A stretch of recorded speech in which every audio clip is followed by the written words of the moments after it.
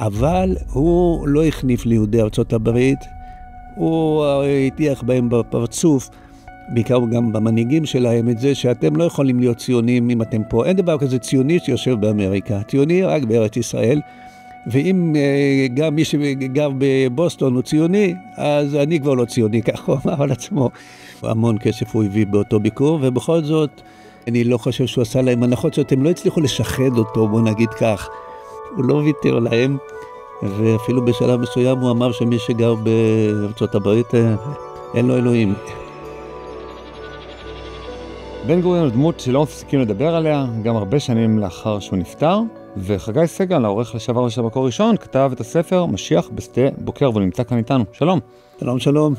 אז בוא נפתח במשהו שהוא גם אקטואלי וגם קשור לפסח, הגדה שבן גוריון כתב לבדו, שם בשדה בוקר, והקריאו את ההגדה המיוחדת הזאת בקיבוץ שדה בוקר, שככה זה היה מקובל במסורת הקיבוצית להמציא אגדות ולערוך את הסדר על פי האגדות האלה. ולא יעברו הרבה ימים, ונראה ביציאת מצרים מעזה ומח'אן יונס ומרפיח, כאשר ראינו ביציאתם מאשדוד ומבית גוברין ומבאר שבע. כי נוציאם ביד חזקה ובזרוע נטויה ובמורא גדול ובאותות ובמופתים. ונוציאם לא על ידי מלאך, ולא על ידי שליח מועצת הביטחון, אלא על ידי צבא הגנה לישראל בכבודו ובעצמו, כמו שנאמר, ועברתי בארץ מצרים בלילה ההוא, והקיתי כל גדוד מארץ מצרים, ובכל רוזני מצרים יעשה שפטים בדם ואש ותמרות עשן. אלו 10 המכות שיביא צה"ל על המצרים ברצועת עזה ובמדבר סיני ובארץ גושן. כאילו נכתב היום, לחלוטין. אז דבר ראשון היה פה הוא שיבח את הטרנספר שהוא עשה במלחמת העצמאות, או לפחות את כן? כן, זה היה מדהים שהוא היה ראש ממשלה והיה לו זמן לכתוב את ההגדה של הקיבוץ שלו, שדה בוקר. הוא עשה את זה 4 פעמים. הוא כל פעם עדכן? בשנות ה-50, כל פעם הגדה חדשה. מה זה הגדה? זה מסמך של עמוד וחצי, אבל זה חולק שם בכל מי שהשתתף בסדר בשדה בוקר. זה הכיל גם סודות צבאיים, הוא בעצם חשף את כוונתו באחת השנים לצאת למבצע קדש.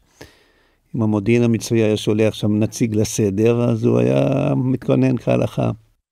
מה הוביל אותך ככה להתעניין בדמות המיוחדת הזאת, להשקיע את זמנך במקום בעיתונאות, אקטואליה, פתאום לצלול לארכיונים, ללכת לשדה בוקר?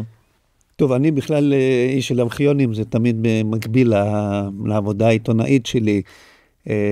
אני מחובב לא רק למה שקורה עכשיו, אלא להקשרים של זה בעבר, כי אומרים שההיסטוריה חוזרת על עצמה. אז בן גוריון אני כבר הרבה שנים מתעניין בו, ועכשיו ככה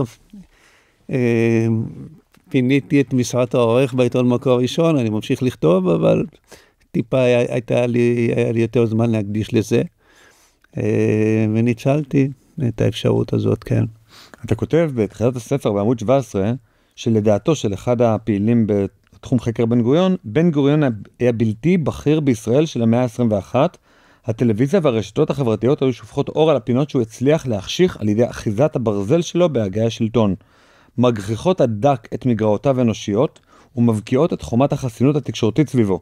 אמנם, זו לא הייתה חומה אטומה, ולעיתים קרובות הוא התמרמר על מה שנכתב עליו בעיתונים, אבל הרדיו נשלט כליל על ידיו. טלוויזיה עוד לא הייתה, והעיתונים הנפוצים תמכו בו בדרך כלל. כן. תראה, בן גוריון, אם הוא היה בעידן הטלוויזיה, אז הוא לא היה הדמות הכי ככה פוטוגנית, נקרא לזה, כן? לא קורץ כאילו מהחומרים הוויזואליים של מנהיגים. אני חושב שהוא ידע את זה, ולכן זו הייתה אחת הסיבות שהוא ביקש לדחות ככל האפשר את עידן הטלוויזיה במדינת ישראל. למעשה התחילה רק אחרי שהוא כבר פרש מראשות הממשלה. אבל סגולותיו דיברו בעד עצמן, אולי היה יותר קל באותן שנים, ולכן הוא נבחר שוב ושוב. למעשה הוא לא הפסיד אף פעם מבחירות. כן. מה זאת אומרת? הוא אף פעם לא הפסיד, הוא התפטר בסופו של דבר. לא, אבל הוא רץ עם הרשימה הממלכתית שלו, הוא פרס ודיין. אתה יודע מה, זה נכון, הוא לא הפסיד, התכוונתי שכל עוד הוא היה ראש ממשלה, וניגש בבחירות, הוא לא נאלץ להציע את המשרד למישהו אחר, שניצח אותו מהאופוזיציה, באמת בבחירות 1965 הוא רץ בראש הרשימה שחשבו שהתקבל הרבה יותר מ10 המנדטים שקיבלה בסופו של דבר. אני לא יודע אם הוא חשב שהוא יוכל אז לחזור לראשות הממשלה, הוא יותר רצה ככה לעצבן את המפלגה שממנה הוא פרש, מפא"י, להכאיב לה. הוא ידע לשנוא. בוודאי, כן, הוא היה איש... לא ממלכתי. תראה, הוא ידע לרדוף את אויביו, להכפיש אותם, בוודאי, היו לו חילופי דברים עם האופוזיציה, עם בגין, שלא להאמין. ציטטתי פה בספר משהו שאם יורשה לי לגלות, אז יאיר לפיד אמר לי שהוא באמת, הוא לא האמין שהוא קרא את זה, הוא חשב שרק היום בכנסת מתקוטטים כך, והנה מתברר שגם לפני 60 שנה זה קרה בכנסת בין בגין לבן גוריון. אל תגיד בגין, תגיד האיש יושב ליד חבר הכנסת בדר. נכון, כן. אם כי בסוף הם בכל זאת... לא, אל תגלה לכולם. כן. אני חושב שנגיע לשם. כן. אבל באופן כללי, איך הוא צמח והגיע למנהיגות שכמעט כולם מסכימים שהוא היה הבן אדם הכי מתאים לתפקיד, גם חנה את האכזריות שלו, שהיא לשבח, היא לא לגנאי. ההחלטיות, מצד שני, יחסי אנוש מאוד גרועים. זאת אומרת, הוא לא באמת הקשיב לאנשים, הוא לא התיידד איתם, הידיד היחיד שלו פחות או יותר זה היה או ברל או אחרי פטירת ברל כצנלסון, זה היה אותו פרופסור לתנ"ך שריכז את חיים גבריהו, כן. נכון, חיים גבריהו שהוא אבא של שרי אנסקי, שהוא ריכז את החוג תנ"ך בבית ראש הממשלה. כן. פוליטיקאי יכול להיות מישהו לא חביב, לא נחמד, לא... מנהיג בסדר גודל כזה, הוא לא יכול להיות באמת נחמד. או שאתה נחמד או שאתה מנהיג, נגיד כך. שים לב, אגב, גם משה רבנו, הוא צעק, הרבה פעמים כתוב בתורה שהוא צעק, ויצעק משה. משה אבל צועק מתוך הרבה פעמים כאילו גוואלד. קדוש ברוך הוא אומר לו, מה תצעק אליי, דבר על בני ישראל וייסע, הוא ירים את קולו. אז הוא לא יכול להיות נחמד ביותר, בעצם טבעו של מנהיג, שהוא בסופו של דבר מקשיב בעיקר לעצמו, יש לו את הביטחון העצמי הזה. אם כי אני בכל זאת, בספר שלי לא עסקתי בתהליך קבלת ההחלטות שלו, אולי על זה עוד יכתבו ספרים, אבל מה שקורה עם בן גוריון, אני חושב שמה שמפליא בו, שככל שחולפות השנים, אז אנשים מכירים יותר בסגולותיו, גם יריביו, וכנראה שיש צורך במרחק הזה. לפעמים באמת אתה לא יכול לשפוט אדם וקל וחומר מנהיג שהוא עדיין בשלטון, צריך את הפרספקטיבה, זה נכון. איך הוא עלה לגדולה? זאת אומרת, ילד, נער, עולה לארץ ישראל, לסג'רה, ומשם, מה קורה? טוב, אני לא כתבתי עליו ביוגרפיה, רק יש נגיעות ביוגרפיות במקומות שבהם אני זקוק, כדי שזה שמש כתפאורה למה שהוא עשה כשהוא היה כבר איש מבוגר. אבל כנראה שפשוט, כאילו הייתה לו חריזמה כנראה, זה התשובה, כי שוב, הוא לא היה נראה כמו איזה, אתה יודע, דוד המלך כזה יפה עיניים וגבר קומה. ג'יימס בונד כזה. כמו שאול, כן, אז מתברר שפשוט אנשים ידעו שהוא יודע לקבל החלטות, אמיץ, ונעו אחריו, כן. מה לגבי כישרון או אהבת הידע שלו הבלתי נגמרת, ספרים, מי שלא מכיר, בית בן גוריון האמיתי, זה לא הצריף בשדה בוקר ששם מבקרים כמה מאות אלפים כל שנה, אלא זה בסתירות בן גוריון, בתל אביב, בתל אביב, בית 5 חדרים, 6 חדרים, הכל מלא ספרים, נכון? מדהים. מרוצף ספרים. ספרייה מדהימה, כן. תראה, ב7 שפות, כמה? אומרים שאפילו ידע לקרוא 9 שפות, משהו כזה, כנראה שהיה לו כישרון לשפות, כי למשל את האנגלית הוא למד פשוט בהפלגה ממצרים לארצות הברית, שגירשו אותו מהארץ, ככה בתקופת מלחמת העולם הראשונה, אז תחשוב כמה זה לקח, שבועיים וחצי, אז הוא אומר שהוא כבר ירד שם בנמל בניו יורק, הוא ידע לפטפט באנגלית עם פקידי הגירה שם, למרות שהוא לא ידע אנגלית קודם לכן. זה כמו הסיפורים על הרב קוק. שבהפלגה בסטיית למן של הרב קוק מסופר מלמן מצרפת לאנגליה הוא למד.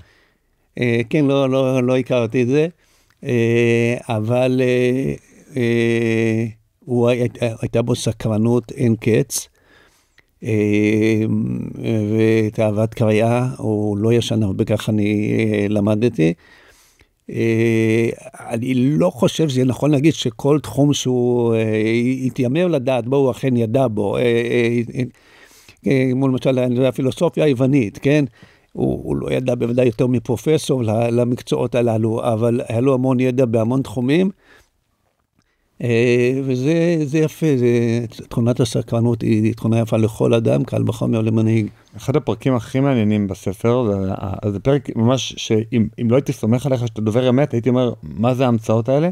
התחום הזה של התנ"ך, שאתה מספר שאחד מגיבורי התרבות, לצורך העניין עומר אדם של הדור, היה הזוכה בחידון התנ"ך.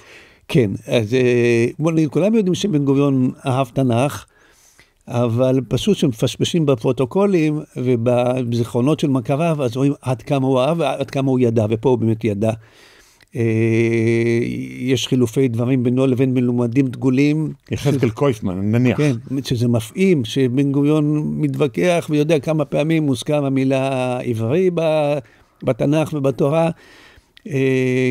והוא קבע את חידון התנ"ך כאירוע המרכזי של חגיגות העשור למדינה 1958, אז בעצם הוא קבע אז שהאלופים האמיתיים שיש להריץ אותם, זה לא מי שאני יודע, רץ 100 מטר ב9 שניות, אלא כיאה וכיאות לעם הספר, מי שבקיא בספר הספרים.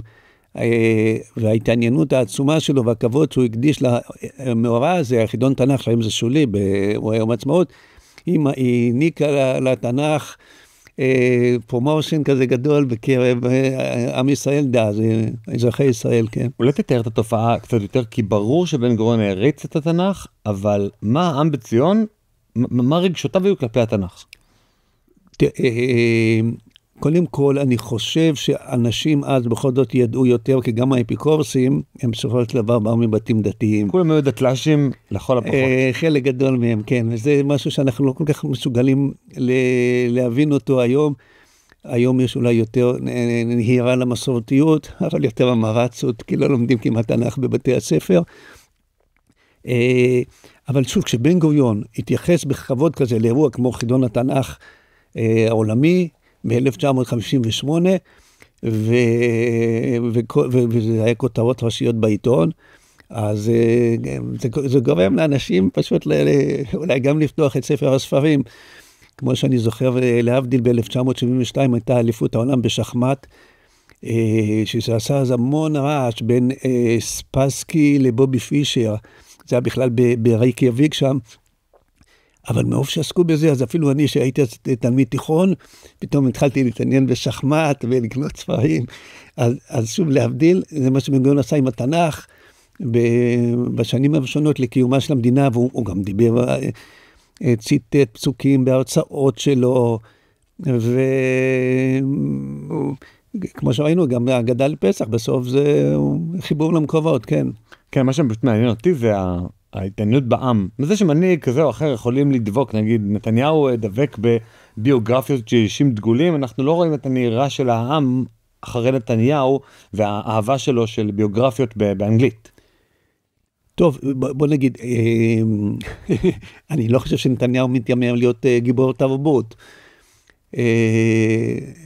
אולי גם בן גוריון לא התיימר, אבל זה בא, חומם, זה היה נוכח, העיסוק שלו בתנ"ך, זה היה נוכח בגינונים שלו גם כראש ממשלה, וזה השפיע בסופו של דבר, כן.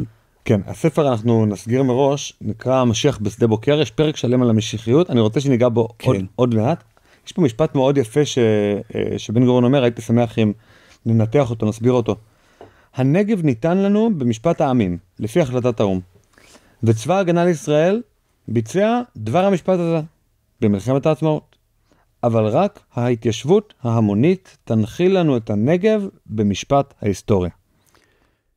3 חלקים במשפט. כן. נתנו לנו את הנגב על ידי האו"ם, צה"ל לקח את זה בכוח ויישם, אבל בלי שנתיישב שם, זה לא יש שלנו. טוב, פה הוא קצת נכשל, בן גוריון.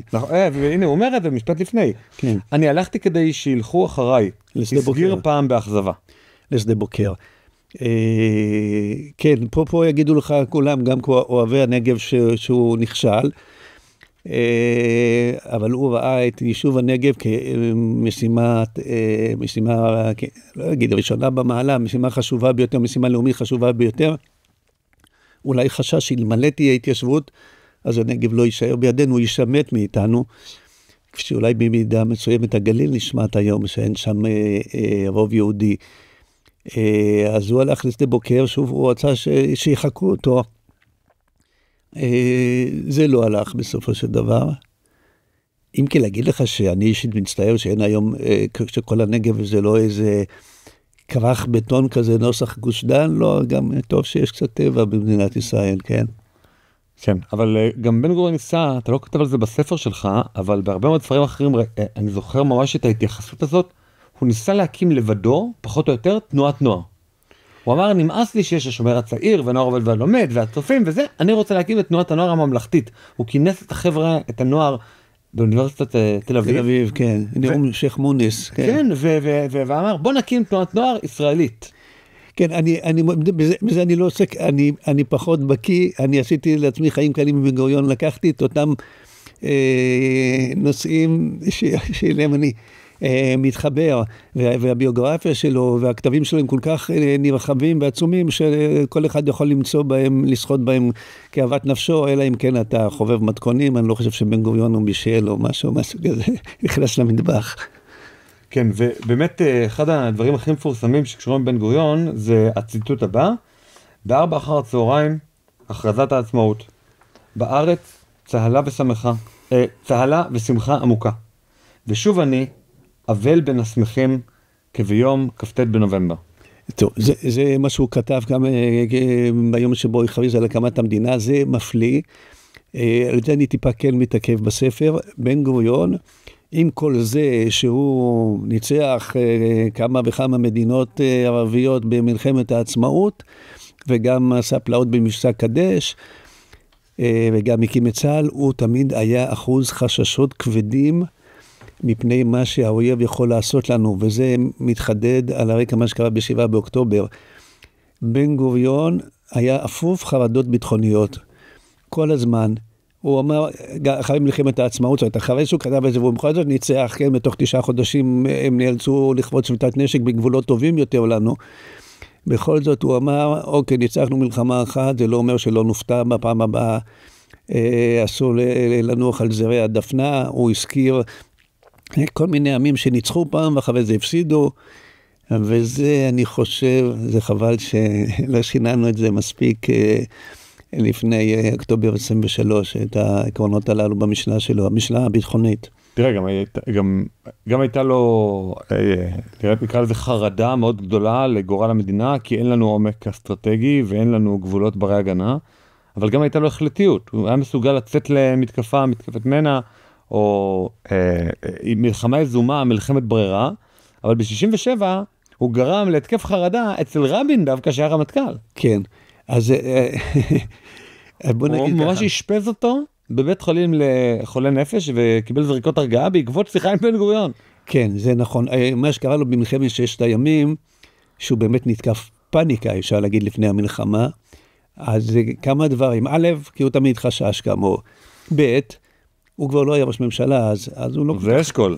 נכון, הוא לא שמח על האחר, זה... שקולניק. זה מאוד אנושי, שאתה לא תסמוך על היורשים שלך, כן? תגיד, אני ניצחתי, אבל הם לא מסוגלים. ובאמת, מלחמת 6 הימים, הוכיחה שאפשר להסתדר בלעדיו, למרות שצה"ל שניצח שם זה היה צה"ל שהוא בנה, והפתיע אותו מאוד מאוד, הוא היה אחוז תבלה לפני המלחמה, כן. אבל הוא ידע לפרגן, זאת אומרת, כבר תוך כדי המלחמה, כשירושלים נכבשה, הוא עלה לירושלים עם כובע הטמבל. הוא פרגן לצה"ל, לא לוי אשכול. נכון, אבל הוא ידע לפרגן לה, הוא לא אמר, נו, זה... הוא היה אפוף אושר, כשנודעו התוצאות... אבל זה היה הוא שבחר לא להיכנס לעיר העתיקה במלחמת העצמאות, זו בחירה שלו. זה נושא באמת שכל כך הרבה אנשים חפרו בו, מומחים וחוקרים. אני חושב בגדול זה לא ברור עד היום מה קרה שם. יכול להיות שקרה דבר פשוט שלא היינו מסוגלים אז. שבכל זאת צה"ל, ושרק נולד, לא היה מסוגל, פשוט לא מסוגל, ובן גוריון הבין את זה, הוא אחרי כמה חודשים הביא לשולחן הממשלה הצעה לכבוש אזורים מסוימים ביהודה ושומרון, לא ברור לגמרי מה קרה שם בדיוק, הוא אחרי זה התלונן שזה הבחייה לדורות, שלא שמעו בקולי, לא היה לי רוב בממשלה. לא מתאים לבן גוריון. אבל זהו. להגיד יועמשית, אין לי רוב. כן, נכון. אז לכן, אני חושב שהסוגיה הזאת לא הוכרעה עד עצם היום הזה. לא הוכרעה. בעצם מה קרה שם? מה קרה? למה ירושלים נפלה במלחמת העצמאות? למה לא כבשנו אז גם את החלק העתיק יותר, ואת יהודה ושומרון? ומי שלא יודע, הגבול היה בדיוק איפה שעיריית ירושלים, בדיוק איפה שכיכר צה"ל, שם היה הגבול. כן, אני עדיין זוכר את זה. לא, אתה בסדר. בתור ילד הייתי בן 10, במלחמת ששת הימים, אני עוד זוכר את שם מנדלבוים, לא גרתי בירושלים, אבל פעם עלינו עם המשפחה, בגיל 8, אני זוכר את שם מנדלבוים בפעיל אותו. כן, ולא יראו לכם צלפים. לא, אבל כשנסענו ברכבת מהשפלה לירושלים, אז שם ליד בית צפף, אני זוכר, אמרו לי, זה היה כבר בחושך, תכניס את הראש, לפעמים צלפים יכולים לראות ברכבת מהחלונות, זה אני עוד זוכר. זה קצת עלילות, אבל כן. כן, אני פשוט זוכר שמישהו המליץ לי שם בקרון להכניס את הראש ילד, כן. אוקיי, אחד הדברים גם מאוד מפורסמים זה התמונות של בן גוריון בביקור שלו בארצות הברית.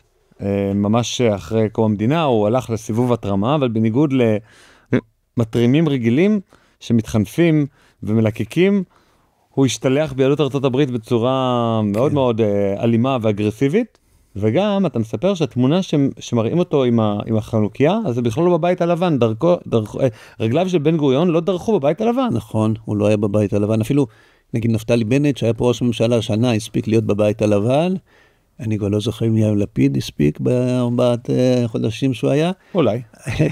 אבל בן גוריון לא היה, פשוט מדינת ישראל, אז לא הייתה מדינה חשובה כל כך כמו היום.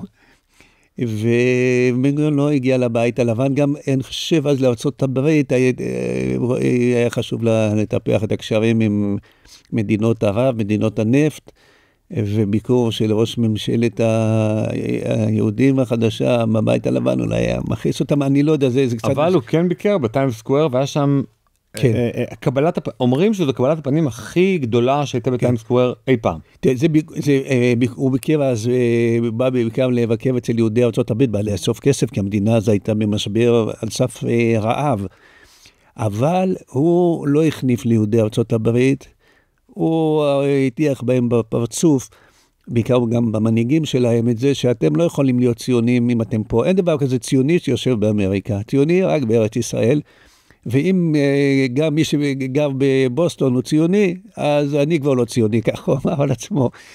בן גוריון זה פרק בעיניי, בספר הזה שהוא חשוב מאוד גם לימינו, אני חושב שמנהיגי ישראל היום לא באים מספיק חשבון עם התפוצות היהודיות, לא מוכיחים אותם, כבר לא דורשים מהם לעלות. ואתה אומר גם זה עובד, זאת אומרת מבחינת כסף הוא גייס עשרות מיליונים, של שווי של פעם, זה כמו מיליארדים של היום.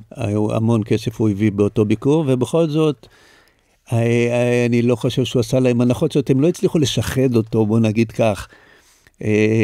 הוא לא ויתר להם, ואפילו בשלב מסוים הוא אמר שמי שגר בארצות הברית, אין לו אלוהים.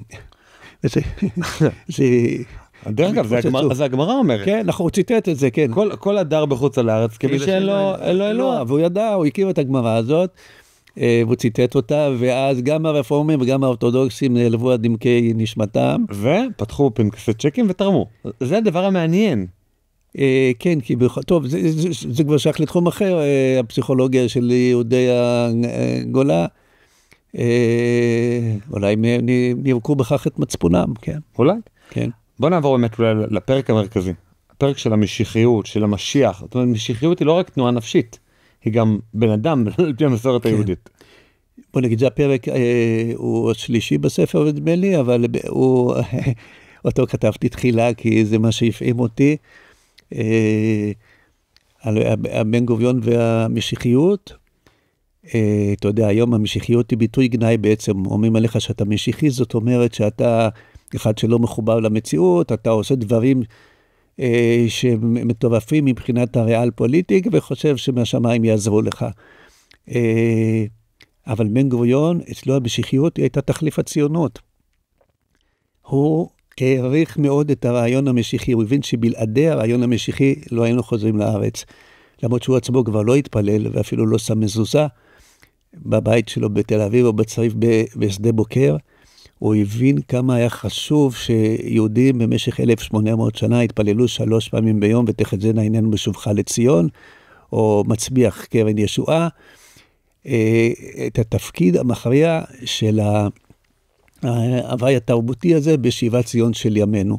והוא היה אסיר תודה לרעיון המשיחי, ולא הסתיר את זה. אבל הוא היה המשיח. זאת אומרת, זה הדבר המעניין.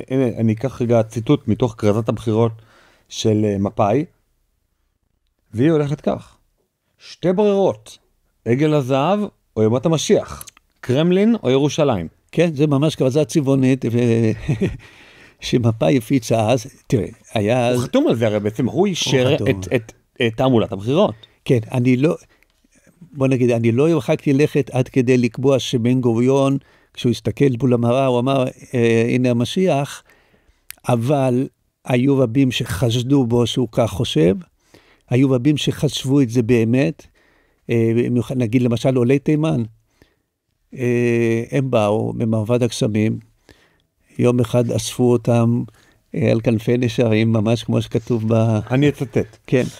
אין לבוא בטענות אל אנשים שמן המאה ה-12 קפצו קפיצה לדמוקרטיה הפרלמנטרית של המאה ה-20. הם שמעו קול קורא, הלכו ימים במדבר, הועלו למטוסים, ועל כנפי נשרים ממש הוצאו אל ארץ הקודש. אין להתפלא על תום אמונתם. יש רק להתפלא על שעסקני מפא"י הם מכינים את העולים לביקוריו של ראש הממשלה, מעודדים אמונה זו, ומעל הכל יש להתפלא על כך שבמדינה מתיימרת להיות דמוקרטית, ניתנה לאנשים כאלה זכות בחירה כבר בחודש הרביעי לשהותם בארץ. 4 חודשים בלבד מאז עזבו את מדברות חצי האי ערב, את הרי כורדיסטן, את הגטו של בגדד, ואת מחוזותיה הנידחים של פרס ואת כפריהם הקטנים באפגניסטן.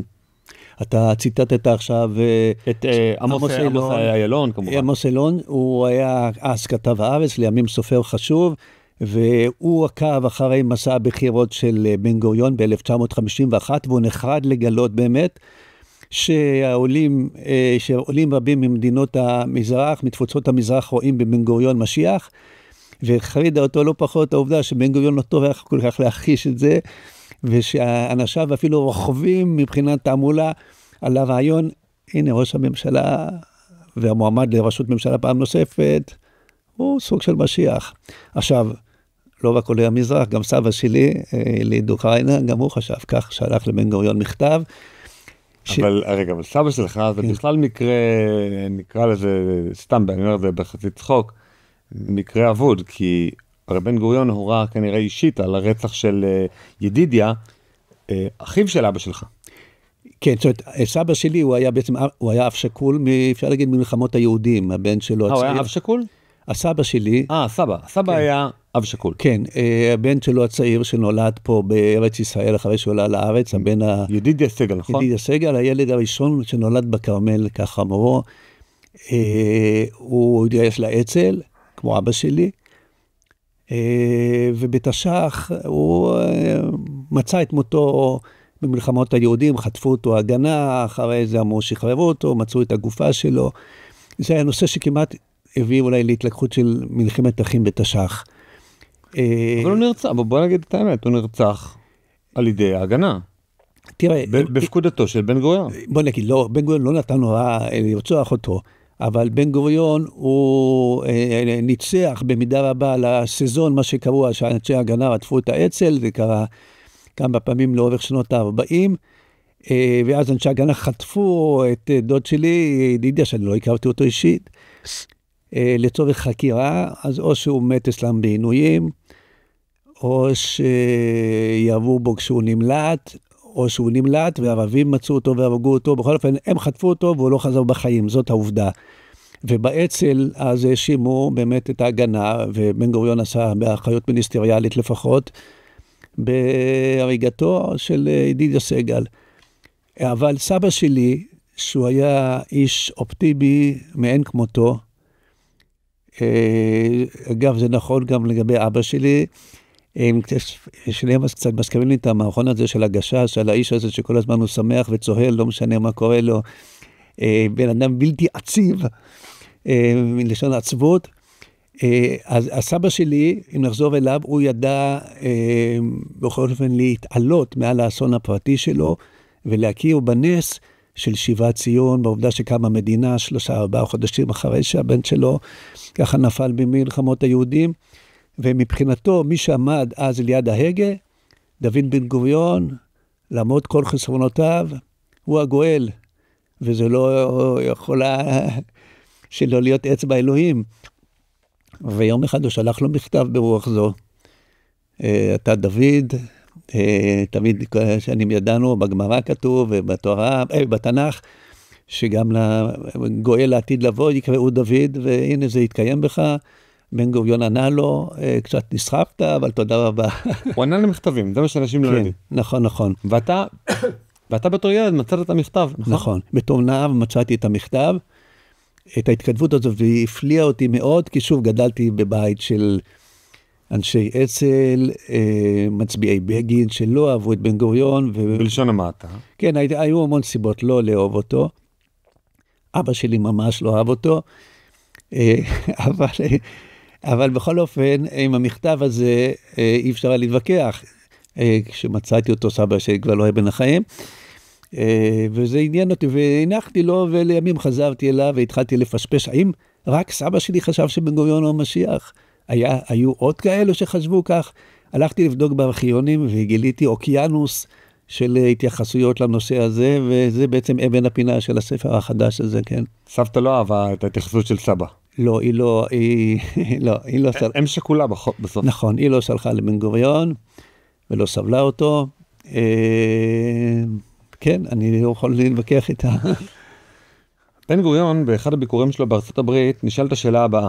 מר בן גוריון, כאשר תתייצב לפני אלוהיך בעוד שנים רבות, והוא ישאלך, מה הזכות הייתה לך לגרש את הערבים, ולקחת את רכושם ואת אדמתם, מה תשיב? כתב מעריב בלוס אנג'לס, דיווח כי, בתוך במה מתוחה, השיב מר בן גוריון, אומר לו, אתה הבטחת ארץ זאת לפני 4,000 שנה לאברהם, ליצחק, ליעקב ולזרם. זה מה שבן גוריון עונה לסטודנט פלסטיני באוניברסיטת לוס אנג'לס, בקליפורניה, שם UCLA, חודשיים לפני מלחמת ששת הימים. א' סתם אגב מוכיח שלא רק בימינו הסטודנטים שם בקמפוסים בארצות הברית לא כל כך אהבו את ישראל, זה עוד היה לפני ששת הימים, אבל בן גוריון, שוב, הוא משתמש בתנ"ך כהוכחת בעלות על ארץ ישראל, אבל אז הסטודנט הערבי, זה עוד לא קראת, אבל אני אספר פה, לא קיבל, לא השתכנע במהירות, כנראה היה בחור פיקח, אומר לו, סליחה, מר בן גוריון, אתה לא בדיוק יהודי שומר מצוות לשיטתכם, אז מה אתה משתמש בתנ"ך? אם אתה לא מקיים מצוות, אז מה הזכות שלך להשתמש בתנ"ך? ואז בן גוריון אומר לו, נכון, אבל במדינה שאני הקמתי, הדת והמדינה הולכים ביחד, למשל אתה לא יכול להתחתן או להתגרש פה, אלא על פי דת משה וישראל, אז בכל זאת אנחנו כן נצמדים במידה כזאת או אחרת לקוד האתי התנ"כי, ולכן גם יש לנו זכות בעלות על הארץ. הרבה אנשים כועסים על בן גוריון, וגם יש במיצג הזה שבו בשדה בוקר אתה ביקרת, על אפליית המזרחים, ומנגד על אפליית האצ"ל, זה שישראל אלדד לא יכול למצוא עבודה, ופוטר במשרד החינוך בגלל הוראה של בן גוריון, בכלל האפליה של כל ותיקי מחתרת האצ"ל, אבל אנשי מחתרת הלח"י דווקא זכו ממנו ליחס שונה לחלוטין.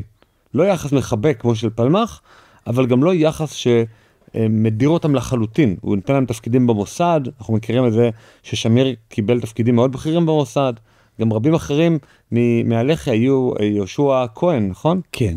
יהושע כהן היה השומר האישי של בן גוריון, והיה יוצא לח"י. כן, ואפילו אמר לבן גוריון פעם, שכשהייתי בלח"י לפני הקמת המדינה, אפילו הייתה איזו תוכנית להתנקש בך, ואני הייתי ממש לעשות את זה, זה מטורף לגמרי. למה? למה יש את היחס השונה הזה כל כך בין הלח"י לבין האצ"ל? בזה אני לא עוסק בספר, אבל אני חושב שההסבר לכך הוא שהאצ"ל, בן גוריון לא ראה בלח"י מי שמאיימים על שלטונו, בגין נחשב בעיניו גם יריב פוליטי, שאולי כשתקום המדינה, או אחרי שכבר קמה, הוא יכול יום אחד להשתלט על הכיסא שלי. עד לכן הוא יותר דאג להרחיק את יוצאי האצ"ל, ויכול אולי להתחבר יותר ליוצאי הלח"י. אני חושב שזה בגלל סיבה אחרת, ואתה מצטט אותה כאן בתוך הספר. כטרוריסט, כמהפכן, לא היינו מחליטים, לא היה עוזר שום דבר, והיינו דופקים אותך, העיר. בן גוריון נאלץ להסכים. אתה צודק. אני אמרתי לנחמיה, שליש הצבאי שלי, חבל על השמירה. אם הכנופיה הזאת תרצה, לא יעזור לנו שום דבר. כן, זה דו-שיח בין ראש הממשלה לבין מאבטחו יהושע כהן, כן. אולי הוא פחד מהלח"י. אולי הוא ידע שהלח"י, אם הוא ייכנס בהם ויעשה נגדם סזון, הם ידפקו אותו. אין להם גבולות, הם יראו את העירייה הראשונה. ופה אני בא ואומר פה משהו אקטואלי של היום. אולי הימין ימשיך להפסיד כל עוד נשית את הלח"י השנייה, ונגיד, אנחנו לעולם לא נעשה מלחמת אחים. אולי הם ידעו שיש מחיר למרד הזה שהם ארגנו פה בשנתיים האחרונות. אולי אז יפסיק המרד. אז מה אתה מציע שנאיים לראות? רק נאיים. לא באמת נראה, אנחנו יודעים שאין לנו את מה שנדרש. לא, יכול להיות שיש בזה משהו, שוב זה דורש מומחיות מסוג אחר שאין לי אותה, יש לי ידע בענייני המחתרות שלפני קום המדינה. אולי נשאל את הבן שלך. גדלתי, זה מומחיות פוליטית. גדלתי, אני חושב שהוא מומחה יותר למה שקרה אחרי הקמת המדינה, גדלתי על ספרות המחתרת, זה נכון שהלח"ים היו אנשים יותר מסוכנים נגיד, אבל לא יודע אם זה היה שיקול של בן גוריון להתפייס יותר איתם, כן. עוד משהו שאתה ככה רומז לפעילות שלך בעבר במחתרת, אבל זה מחתרת מסוג אחר כמובן, נכון, כן. אתה אומר, כלומר להורות לשב"כ לעצור את פעולות המחתרת באמצעות התראה חשאית. יודעים עליכם? תפסיקו. אתה מדבר פה על מחתרת אחרת. כן, בוא נגיד, זה היה מתאים לבן גוריון. בן גוריון, עצם העובדה נגיד שהוא לקח את יהושע כהן להיות מאבטחו, למרות שיהושע כהן התנקש אחרי הקמת המדינה במתווך אום. בברנדות. ולי ברור שבן גוריון ידע מזה. הוא הבין שמה שהיה, האנשים האלה הם בסופו של דבר פטריוטים, ואין טעם להתקוטט איתם, אם אפשר לגייס אותם עכשיו לטובתנו, לטובת המשימות שבקונסנזוס, אז למה לא? ורוב האידיאלים היו משותפים שוב לבן גוריון וליהושע כהן בתור יוצא לח"י, אז אפשר לפתוח דף חדש. מצד שני, אחרי שלכלכנו קצת על בן גוריון בעניין הזה של הסזון ושל ידידיה, הדוד שלך, זכרונו לברכה, בן גוריון בסופו של דבר הוא היה דמות שיודעת גם באמת להיות ממלכתית ולאחות ולהגיע להסכמים, נגיד עם ז'בוטינסקי הוא הגיע להסכם, שאחר כך לא התקבל על ידי מפא"י, זאת אומרת לא הייתה לו מספיק מנהיגות בתוך התנועה בשביל לגרום להם לקבל את ההסכם, ואחר כך הוא גם הוביל את תנועת המרי לפעולה משותפת, שבסוף נשברה לא על ידו, אלא על ידי ויצמן ועוד כל מיני עסקנים. מה שהזכרת זה האירוע הזה עם ז'בוטינסקי, שבן גוריון וז'בוטינסקי נפגשו בעיצומה של תקופת מתיחות רבה ביניהם, נפגשו בחשאי בלונדון, אמצע שנות ה-30, הם עושים הסכם שלום בין שני המחנות, ואז ההסכם הזה מוגש למשאל עם, אפשר להגיד, ונדחה. זה אירוע עצוב ביותר, זה מראה באמת שלפעמים הבעיה היא לא עם המנהיגים, אלא עם העם. ומעניין מה היה קורה אם ההסכם הזה כן היה מאושר, אולי על ידי במשאל ההוא, אולי היינו חוסכים את פרשיות אלטלנה ואת הסזון, מי יודע. אבל בוא נגיד, בן גוריון גם ידע להתקוטט לא מעט, כן. בוא נדבר אבל גם על אלטלנה, אחר כך יאשימו אותנו שאנחנו לא נוגעים בנושא הכי חשוב. אני אגיד לך משהו על אלטלנה, דווקא בנושא אלטלנה אני חושב שאין מה לחדש יותר. שלמה נקדימון כתב ספר מצוין על הפרשה הזאת. הכל ידוע. יש גם הכרעה של שר ההיסטוריה. אני חושב שהיום הרוב המכריע חושב שבן גוריון טעה כשהוא הפגיז את אלטלנה. ושום דבר טוב ממילא לא יצא לנו להמשיך לחטט בפרשה הזאת. אסור לשכוח אותה, אבל גם אולי לא צריך לזכור יותר מדי. עכשיו לגבי גבולות 67, גבולות 48, כל הסוגי הגבולות, אז אני רוצה להביא עוד ציטוט. לא, זה בוודאי לא יביא לשלום, ואנחנו מעוניינים בשלום על יסוד הסטטוס קוו. אבל אם הערבים לא יהיו מעוניינים בשלום, אלא במלחמה, אז נלחם, ואז אולי גם הסטטוס קוו יהיה אחר. כן, זה מה ש... זה ציטוט בן גוריוניסטי, שבעצם מסביר את המשנה שלו בענייני שטחים ושלום, נקרא לזה כך, או גבולות, סוגיית הגבולות.